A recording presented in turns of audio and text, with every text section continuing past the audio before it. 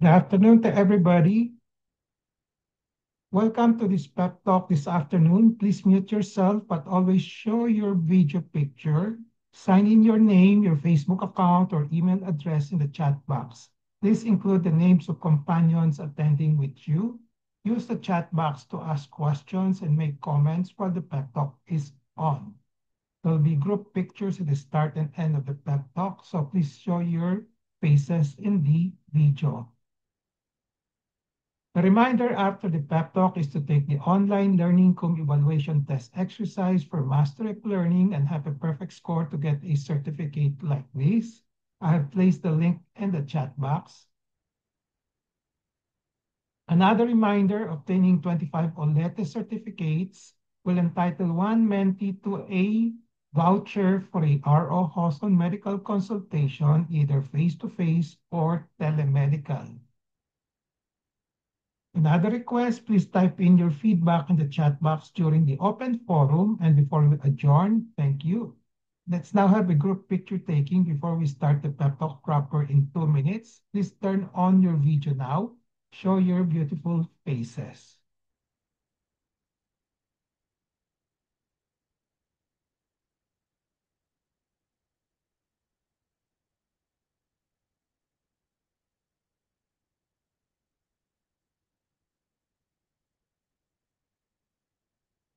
Set, get,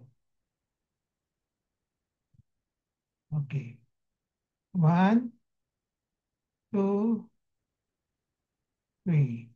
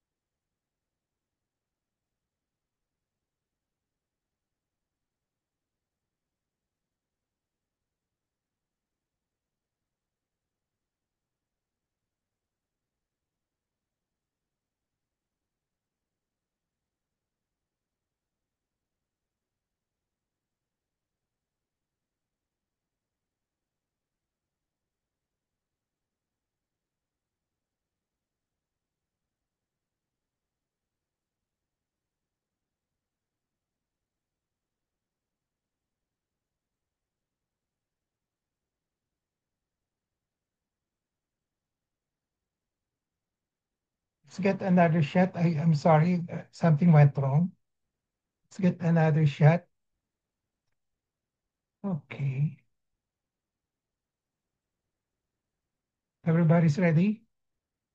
One, two, one, two, three.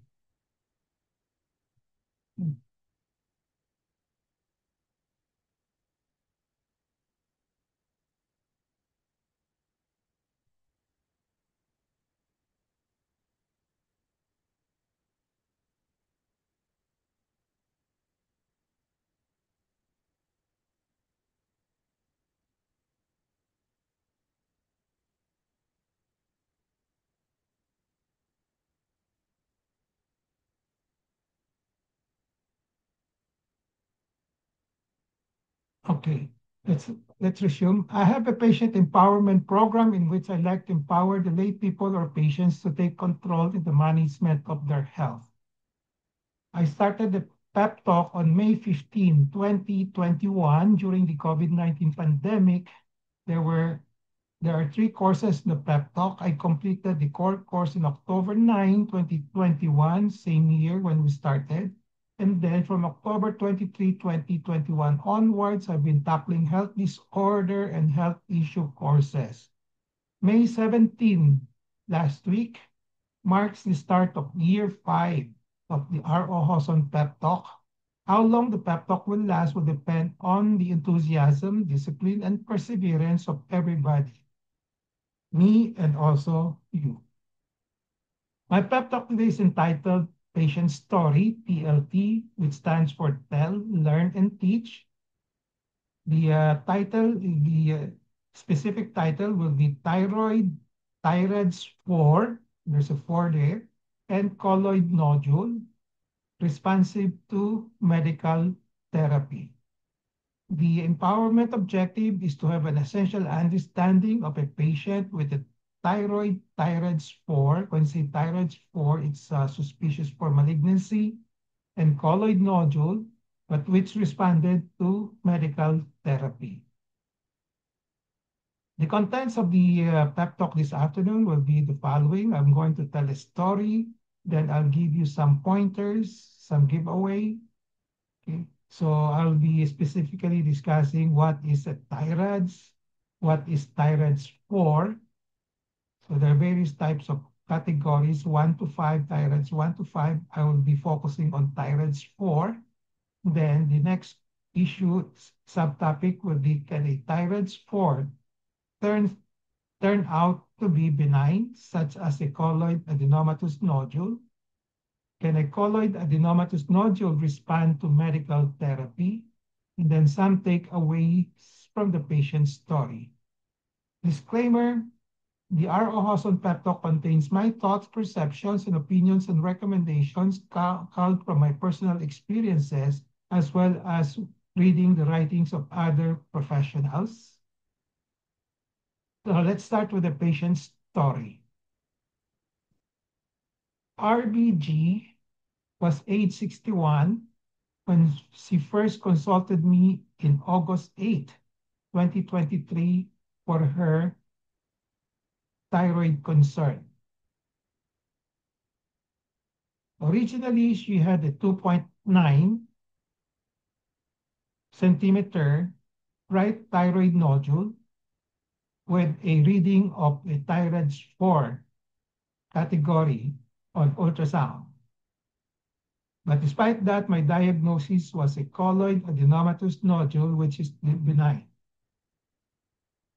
I treated her with levothyroxine, 100 microgram per day, then 200 microgram per day, and then 150 microgram per day, and then 100 microgram per day, so reducing the dose after positive response. After 1.5 months, the nodule had decreased in size. So clinically, the palpable nodule was no longer palpable, hindi na makakapa after 1 year of medicine. Ultrasonographically, the mass also decreased from 2.9 to 0.6 centimeter in 1.5 years' time.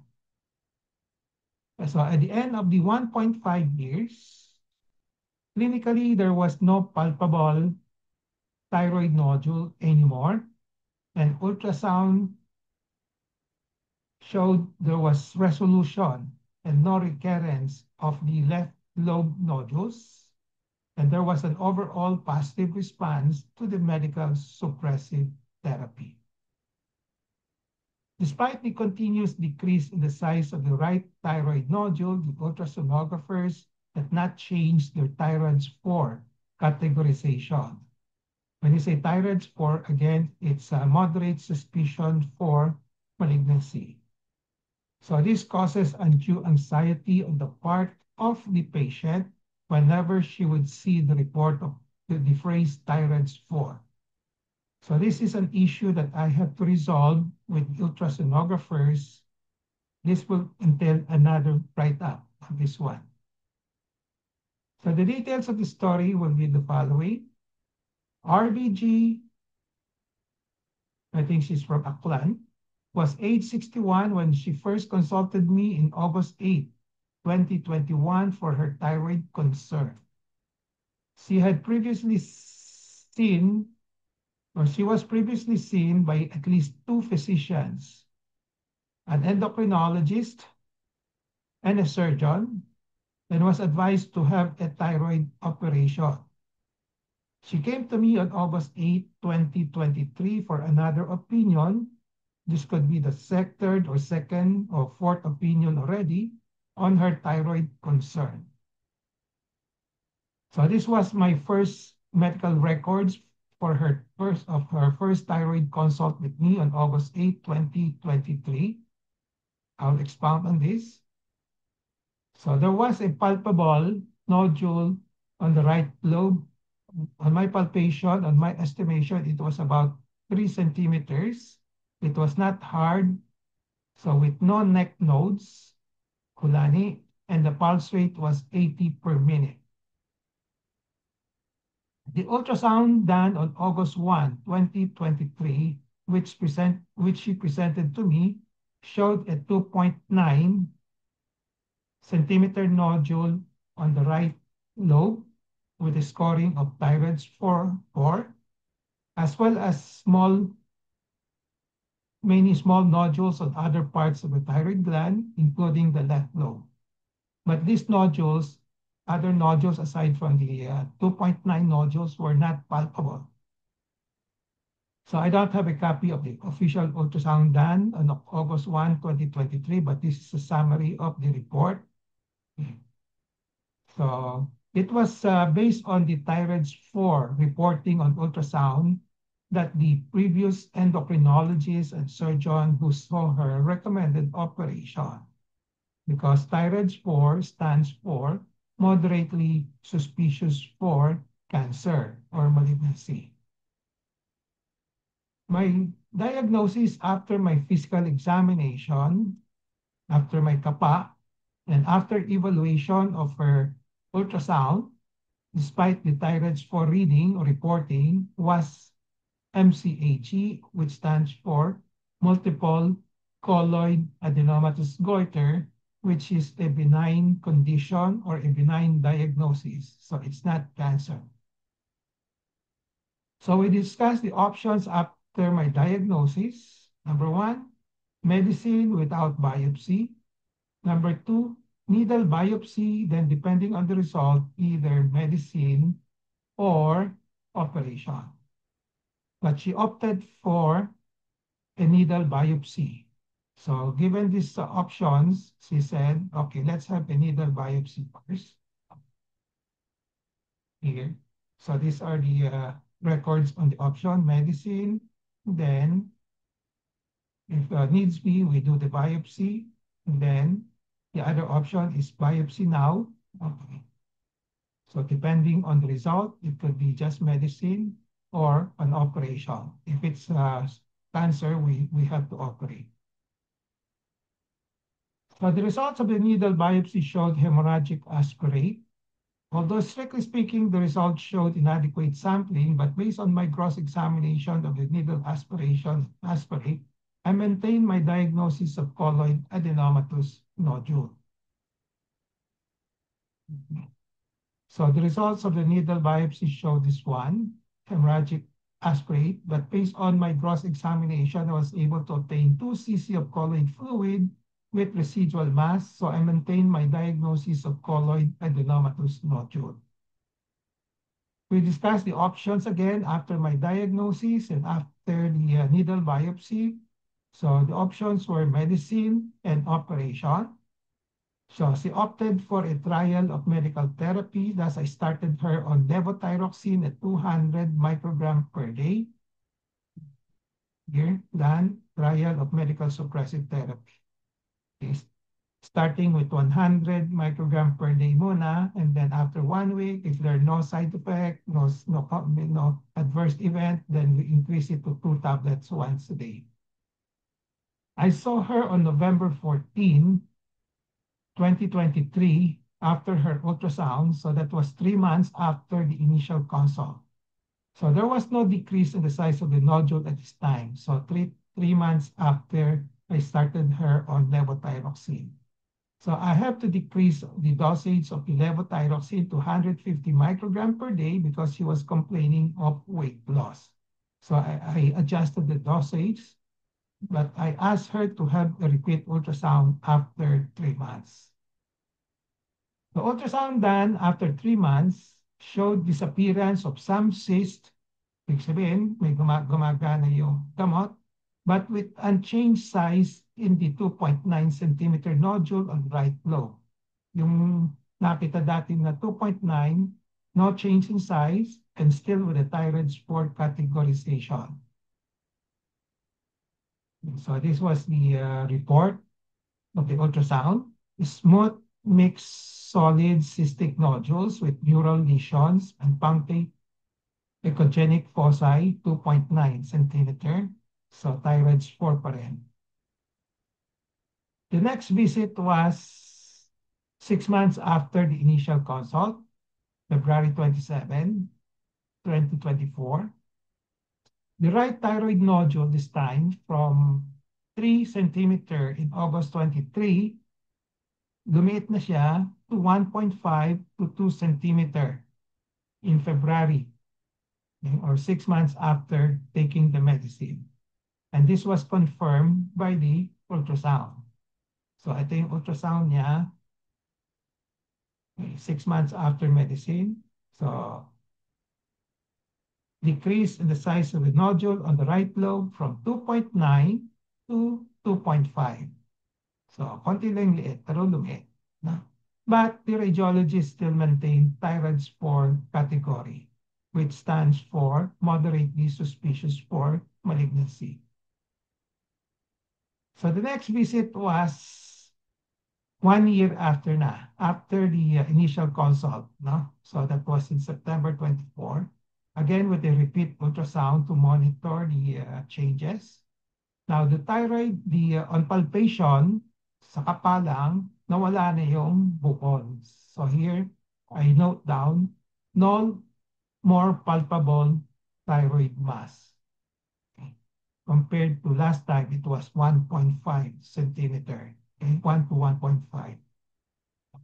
The ultrasound showed a further decrease in the size from 2.5 to 1.1 na. Okay. So nung umpisa, 2.5 to 2.1, then ngayon to 1.1 na. But the thyroid spore reading was maintained by the ultrasonographer. So ito yung official report. No? From 2.5, naging 1.8, naging 1.1 na. Okay. So next visit, another follow-up, March 2025. So itong taon lang ito, okay, about a month or two ago. So again, there was no palpable thyroid mass. Okay. 1.5 years after taking the medicine, 1.5 years. And the ultrasound showed a further decrease, mas lumiit pa, in the size of the right thyroid nodule from 1.1 to 0.7. But still, the ultrasonographer maintained a reading of thyroid spore, meaning still moderately suspicious for cancer. So this is the official result on March 2025, 1.5 years on medicine. It showed further decrease in the size of the thyroid nodule from 1.1 naging 0.7. So executive summary again for the case. RBG was age 61 when she first consulted me in August 8, 2023 for her thyroid concern. Originally, she had a 2.9 centimeter right thyroid nodule based on the ultrasound with a thyroid spore category on ultrasound, which means moderately suspicious for malignancy.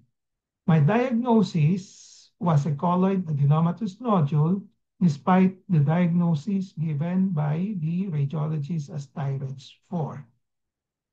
I treated her with levothyroxine, 100 microgram, then 200, then 150, then 100. Okay. Titrating the dose. Kung di pa lumilit, tataas. Kung lumilit na, ibababa. So reducing the dose after positive response. And then after 1.5 years of treatment, this should be after 1.5 years, the nodule had decreased in size. So the nodule was no longer palpable after 1 year of medicine.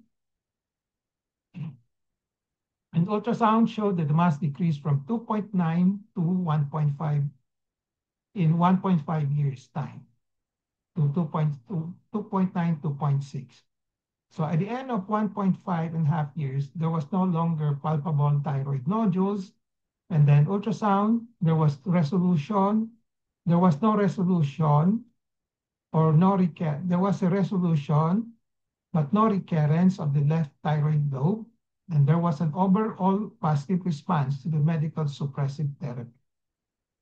So despite the continuous decrease in the size of the right thyroid nodule, and the ultrasonographers have not changed the thyroid categorization. Again, as I said, when they say thyroid 4, it's moderate suspicion for malignancy. So this causes undue anxiety on the part of the patient whenever she would see thyroid 4. So end of the patient's story. Now for the learn and teach, what is a thyroid? What is thyroid 4? Can a thyroid 4 turn out to be benign, such as colloid adenomatous nodule? Can a colloid adenomatous nodule respond to medical therapy? Then some takeaways from the patient's story. What is a thyroid? Thyroid stands for Thyroid Imaging Reporting R and a Data V system. Okay. So kung sa breast yan, there's a similar system in the breast. They call it BIRADS. Instead of thyroid, papalitan lang yung thyroid to breast. So magiging BIRADS. BIRADS. So prostate, ganun din. You can have PIRADS naman. Prostate Imaging Reporting and Data System. So ThyRADS is a risk assessment reporting system for thyroid nodules. So ThyRADS is for thyroid nodules. On ultrasound, containing a standardized scoring system for reports providing users with recommendations for when to use a needle biopsy, when to have an ultrasound follow-up of suspicious nodules, and then when to say that you can safely leave the nodules alone that are benign and not suspicious. So it's a guide on what to do with all those nodules, whether you have to do a needle aspiration biopsy, or we just have to have follow-up only. ThyRADS was developed by radiologists and ultrasonographers as a guideline on how to manage thyroid nodules properly and rationally, and how to reduce unnecessary interventions like needle biopsy and the thyroidectomy operation itself. So the main background reasons for this is that the thyroid nodules were exceedingly common, leading to costly intervention for many lesions that ultimately prove benign, meaning a lot of unnecessary interventions are being done. Kaya gusto nila i-limit yung mga to prevent those unnecessary procedures. In the Philippines, the American College of Radiology ThyRADS version is being used. So this is what I will be discussing here using the American College of Radiology versions. What is ThyRADS? Again, the scoring system yan. So the scoring is determined from 5 categories of ultrasound findings. The higher the cumulative score, the higher the TR or the ThyRADS level and the likelihood of malignancy. So before the scoring is done, the ultrasonographer looks at the characteristics of all thyroid nodules present on the ultrasound. So only nodules are included in the thyroid scoring. Kung yung namamagalang yung thyroid, hindi kasama. Yung nodules lang kung nakita sa ultrasound, yan is score ng radiologist. So here are the 5 parameters that they use: composition, echogenicity, shape, margin, and echogenic foci. And then for here, may different categories. Kung cystic, 0 point. Kung spongiform, 0. Kung mixed solid cystic, 1 point. Kung purely solid, 2 points. No? Okay. And then yung mga shape naman, wider than tall, may 0. And then taller than wide, 3 points. So i-add lang yung mga points in this category. Pag lumabas ang total ay 0 lang, so magiging ThyRADS 1, which is benign. So no need for needle biopsy. Then kung the total score is 1.2, they categorize it as ThyRADS 2, not suspicious pa. Okay, no needle biopsy is recommended. Kung ThyRADS, kung 3 points, magiging ThyRADS 3, mildly suspicious. So then may size category dito. Kung ang size ng thyroid 3 nodule is 2.5 cm, then, or bigger, then they recommend a needle biopsy. Kung maliit lang, less than 2.5, then pwedeng i-follow up lang, i-check, i-monitor lang.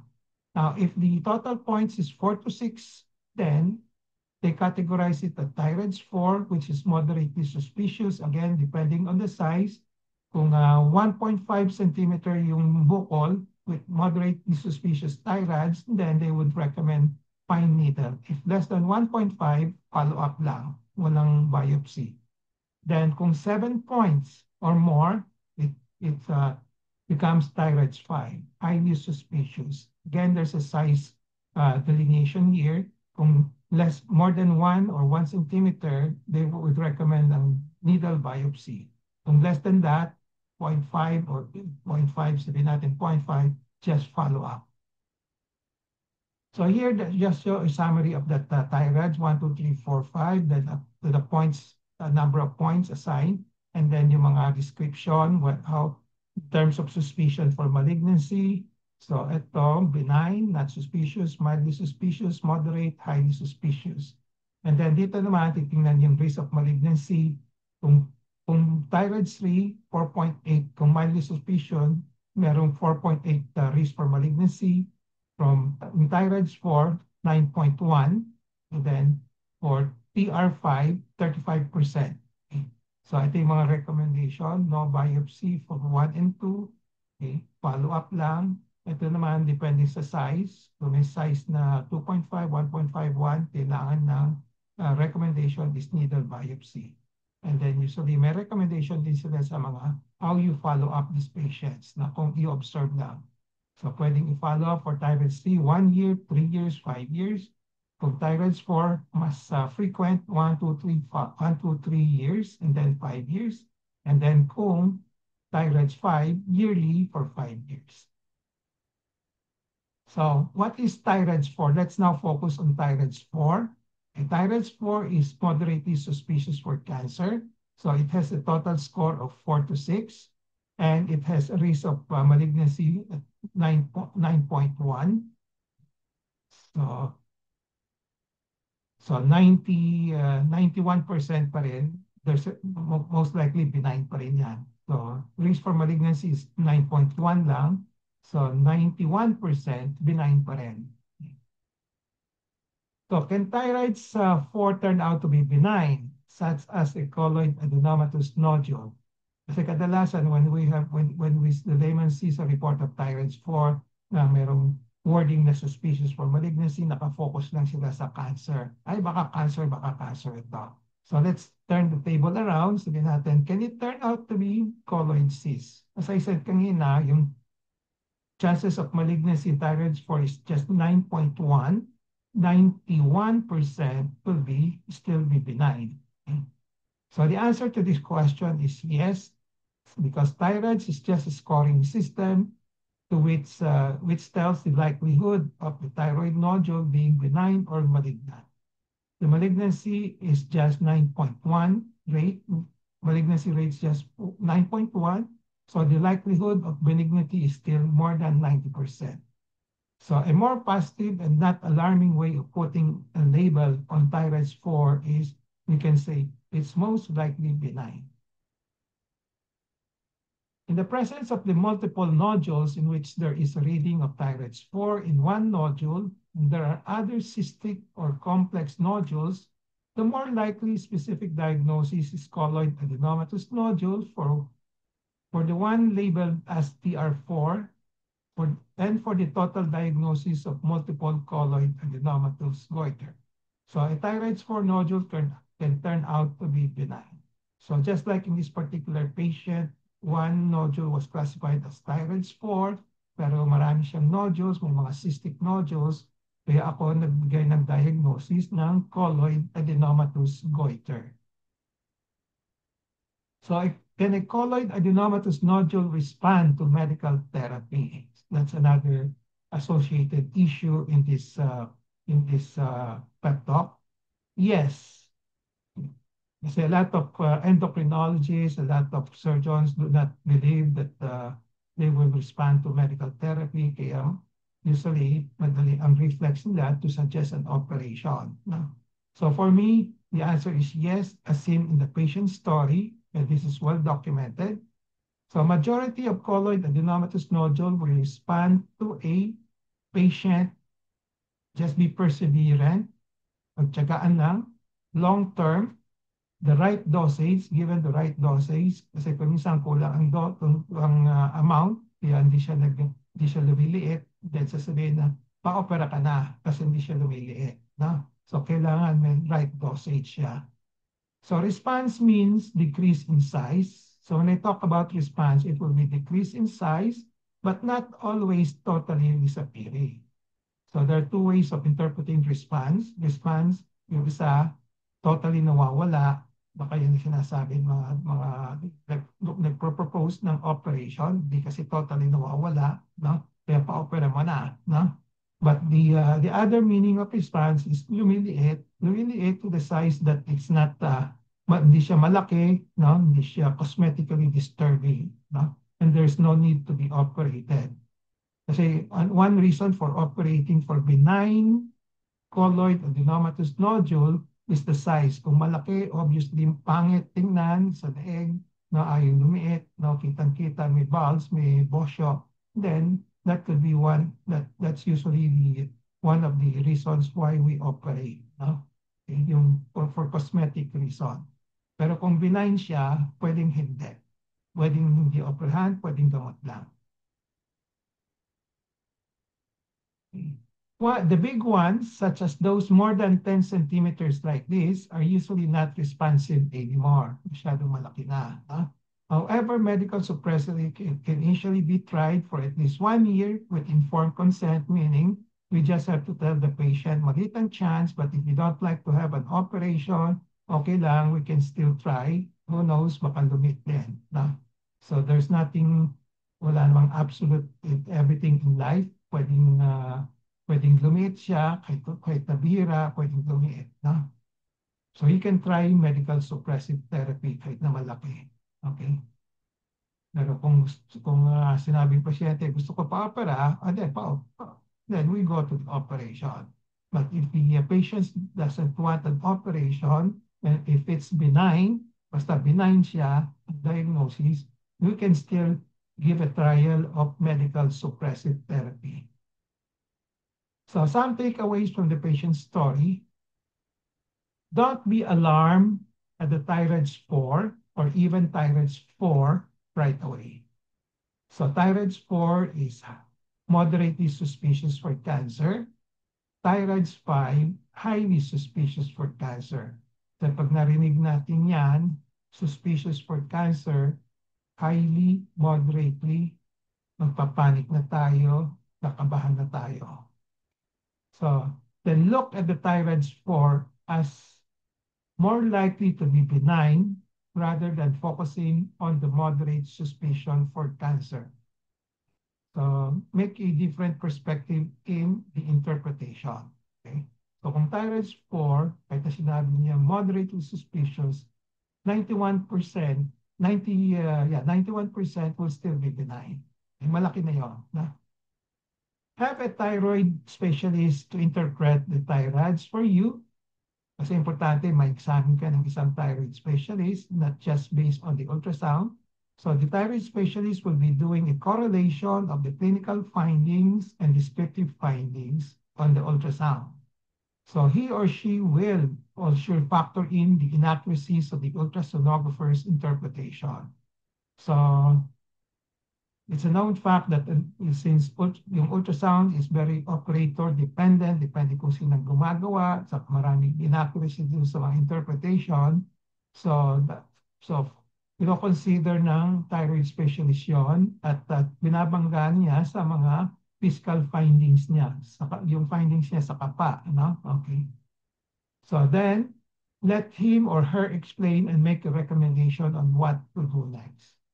So he will make a recommendation after doing a correlation between the findings, clinical findings on physical exam and the ultrasound findings.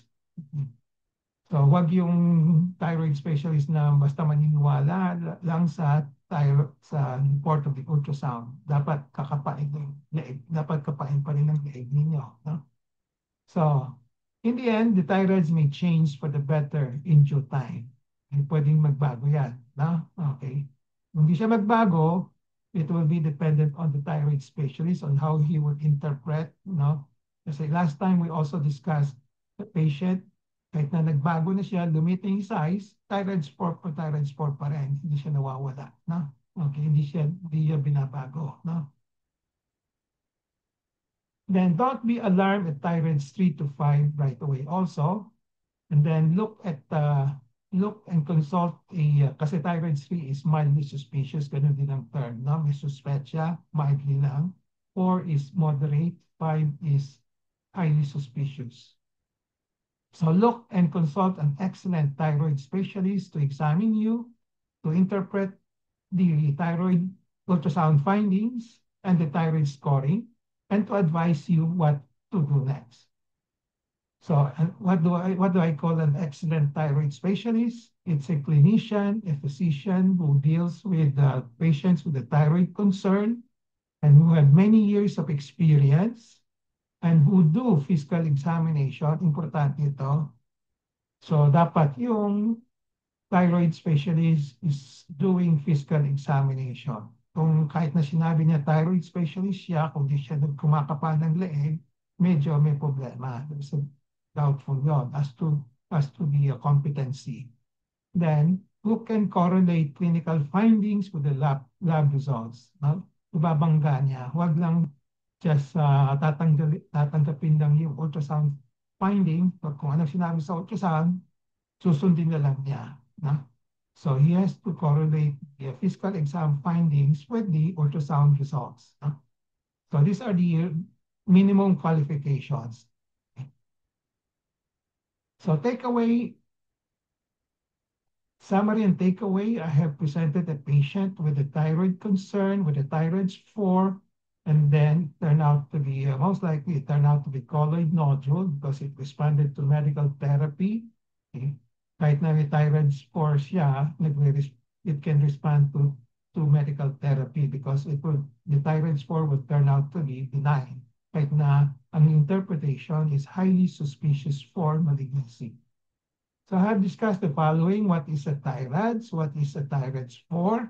Can a thyroid spore turn out to be benign, such as colloid adenomatous nodule, which is the most common? And then a colloid adenomatous nodule, can colloid adenomatous nodule respond to medical therapy? The answer here is yes. I have given you some takeaway from the patient's story. So takeaway in relation to patient empowerment, be always in touch with reliable medical information and the management of thyroid ultrasound, thyroids 4, and colloid adenomatous nodule. Knowledge is power, it gives power. Use the 4 Ks of empowerment, kaalaman, kakayanan, karapatan, and kapangyarihan to gain greater control over decisions and make better decisions on the management of thyroid ultrasound, thyroids 4, and colloid adenomatous nodule as part of your health management. This ends my pep talk today. Patient story, TLT, thyroid spore, and colloid nodule responsive to medical therapy. I hope I have empowered you to have an essential understanding on this topic. Before we go to the QA portion, reminder, after the pep talk, please take the Olete. I placed the link in the chat box already. And then another reminder, obtaining 25 Olete certificates will entitle one mentee to a voucher for a RO Hoson medical consultation, either face-to-face or telemedical. Then another request, please type in your feedback in the chat box during the open forum before we adjourn. Let's now have a group picture taking before we start the QA and interactions. Please turn on your video now. Please show your beautiful faces.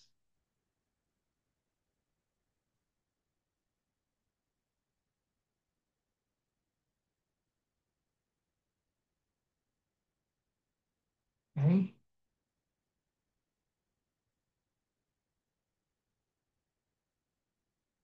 That's it.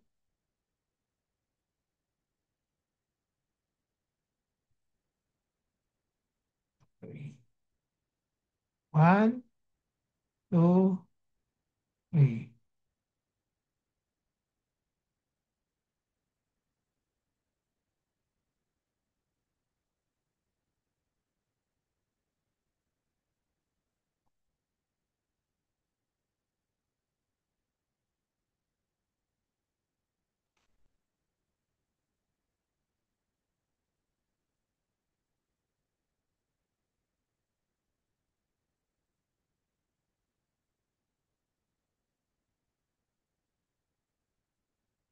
Okay. The floor is now open for questions, comments, recommendations, suggestions, and also consultation. Short consultation, pwede. Okay. So any questions? So actually, this is a follow-up of a continuation of the last time. We also talk about TIRADS, no? TIRADS. So I pointed out yung mga flaws, no? Okay. This time, kasi maraming natatakot sa TIRADS 4, the moment maraming may TIRADS 4, no? And maraming natatakot. And then, usually, pag mga TIRADS 4, kung yung size ay malaki na, no? Sabihin ng mga ibang doktor, operahan na. Operahan, no? Okay. So, sa akin, depende. It's not always that you need to undergo the operation. And from my experience, most of the time, hindi kailangan, no? Okay. Mas common pa rin yung mga benign. More than 90% of goiter, thyroid nodules are benign pa rin, no? As high as 95% mga, no? So mga 5% lang ay malignant, no? Pwede pa naman bantayan, no? Kung malignant siya, pwedeng bantayan kung siguradong pag lumalaki at pwedeng habulin pa, no? Okay. So any question? Okay, there is a question by chat. Okay. Ultrasound results normally has thyroid scoring, but how do we differentiate or diagnose if the patient thyroid nodule is a colloid, just a colloid cyst or cancer? How to differentiate? Okay, it's true that marami na ngayon may thyroid scoring na kasama. Dati-dati wala yung thyroid scoring. They just describe whatever the findings are. Sasabihin nila, uh, sasabihin ng mga ultrasonographer, yung kung may nodules, ilan nodules, yung iba kasi sa dami, hindi nila ini-specify. Yung iba namang ultrasonographers, matyaga, iniisa-isa nila. Binibilang nila at dinidescribe niya isa-isa. No? Tapos, pag yung mga bawat nodules, i-describe nila kung solid or cystic, that's one, no, sa ultrasound. And then, yung size, of course. And then, meron silang yung mga margin, angular margin, ganon, no? And then, yung taller than wide, okay? Okay.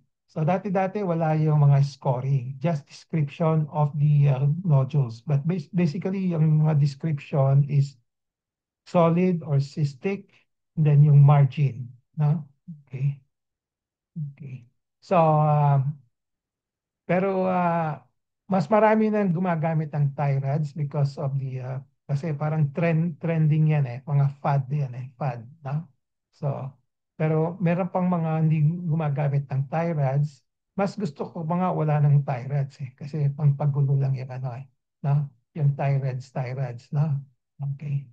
Now, sabi ko, sabi ko sa inyo kanina, pag meron akong scoring, thyroid scoring sa report, binabangga ako sa aking physical examination.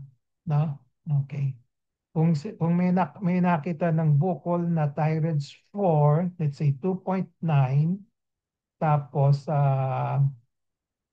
hindi naman matigas, okay, malambot lang, hindi matigas. Number two, uh, wala namang evidence na spread, no? And then, malaking chance pa rin na, as I said, 95 to 5% benign pa rin siya, no? Okay. Now, kung maraming bukol, mas malaking chance na benign siya compared to just one nodule. No? Mas nakakatakot yung isa, no? Kaysa yung marami. No? Okay. So, pag maraming bukol-bukol, kung merong mga cystic solid combination, no? Mas malaking chance na benign compared to one solid na nodule na matigas. No? Okay. So, sa kapa, I will try to look for signs for cancer. No? So sa kapa ko, titingnan ko kung gaano katigas yung bukol at kung merong yung di siya masyadong gumagalaw. No? And then, kung may kulani dun sa leeg, sa side. No? Okay.